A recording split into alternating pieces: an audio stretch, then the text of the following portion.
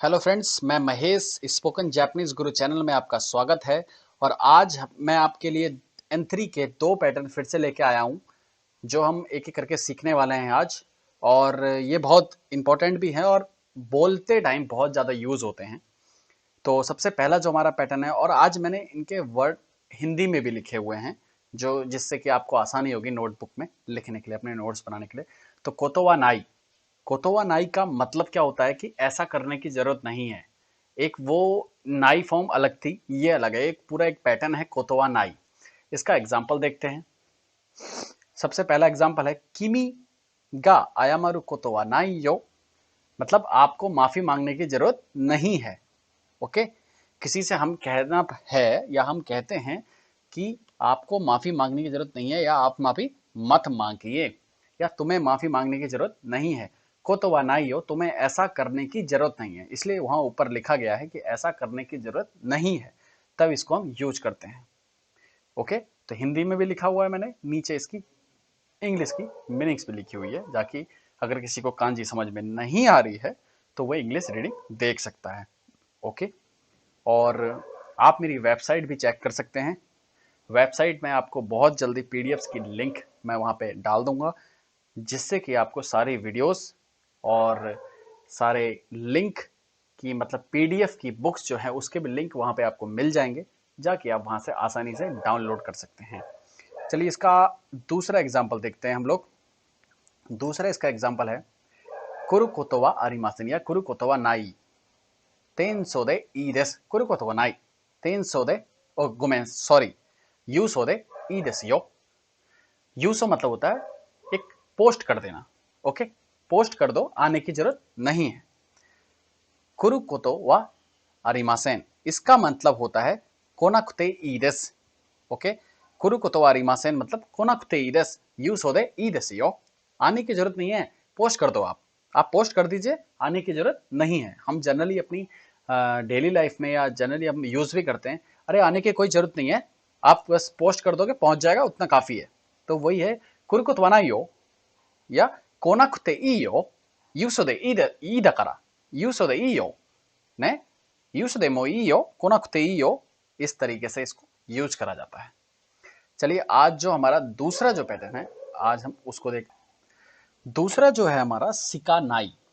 सिका नाई, एक हमने के जैसा सिका पड़ा हुआ है, वो भी नाई के साथ यूज होता है हमेशा, मगर उसका मतलब पॉजिटिव होता है। वो चाहे नाई के साथ यूज करा जाता है, थोड़ा मिलता जुलता है। देखिए कैसे इसको एग्जाम्पल के थ्रू हम लोग सीखते हैं। इसका मतलब होता है इसके अलावा कोई और चारा नहीं था, मेरे पास यही था, इसके अलावा और मैं कुछ कर भी नहीं सकता। जैसे हम कहते हैं ना, यार मेरे पास कोई और रास्ता था ही नहीं, एक यही चीज थी बस। तो इसका एग्जाम्पल देखिए, देखे रो मादे यार शिकानाई, मतलब मेरे पास कोई और चारा है ही नहीं, अगर मुझे यही करना है तो यही करना है जब तक ये नहीं हो जाता। तो मतलब मेरे पास इसे करने के अलावा कोई और विकल्प नहीं है या चारा है ही नहीं, मेरे पास बस एक यही है, इसलिए देखे रो मादे, जब तक नहीं हो जाता जब तक करना ही पड़ेगा। ओके, इसका दूसरा एग्जाम्पल देखते हैं। नाओ से नाई कारा आताराशी नो खाओ शिकानाकाता। मतलब नाव से नाई कारा, ये सही नहीं हो सकता था। नाव से नाई कारा है ना, ये नहीं हो सकता। ओके, मैंने उसे पास में इसलिए लिख लिया, जाहिर सी बात है कि कोई चीज खरीद ली गई है, खाओ सिका ना काटता, तो वो पास्ट में आ गया, पिछले वाला। तो इसलिए ये सही नहीं हो सका या नहीं हो सकता है, इसलिए नाव से नाई है, इसलिए नहीं हो सकता है। ओके, ये रिपेयर नहीं हो सकता है, इसलिए नया खरीदने के अलावा कोई और चारा था ही नहीं। नाव से नाई कारा आताराशी नो ओ खाऊ सिका नकाता। एक एक मीनिंग का मतलब भी आपको जानना जरूरी है। मैंने ऊपर हिंदी में लिख तो दिया है, बट अपनी भाषा में हम इसको किस तरीके से अपने माइंड में फीड कर सकते हैं, वो बहुत ज्यादा जरूरी है। तो इसलिए नाव से नाई कारा सही नहीं हो सकता, ये रिपेयर नहीं हो सकता, इसलिए हाताराशी नो ओ खाऊ सिकाना काटता, मेरे पास और कोई विकल्प था ही नहीं, इसके अलावा मेरे को नया खरीदना ही पड़ा।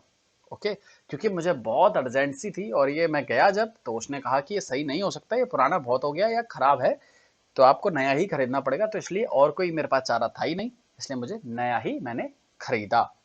इसी तरीके से आपको आगे भी मैं जितनी वीडियोस दूंगा, चाहे वो हिंदी में ऊपर लिखा हो या नहीं लिखा हो, आपको नोट्स बनाने हैं। नोट्स बनाइए सारे के सारे पैटर्न्स की, और रोज वर्ड मीनिंग याद करके पैटर्न्स बनाइए, सॉरी, वर्ड मीनिंग्स के बाद सेंटेंस बनाइए। सेंटेंस बनाना बहुत ज़्यादा ज़रूरी है।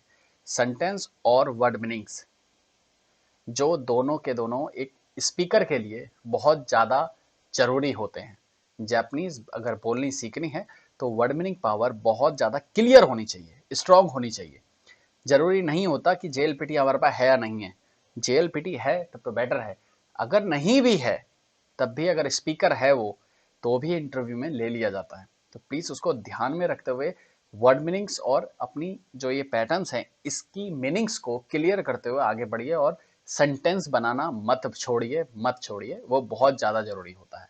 तो चलिए मैं आपसे मिलता हूँ आगे की वीडियो में, जो मैं आपके लिए अदर अलग N4 या N3 या हम N2 या N1 की भी वीडियोस बहुत जल्दी और आने वाली हैं।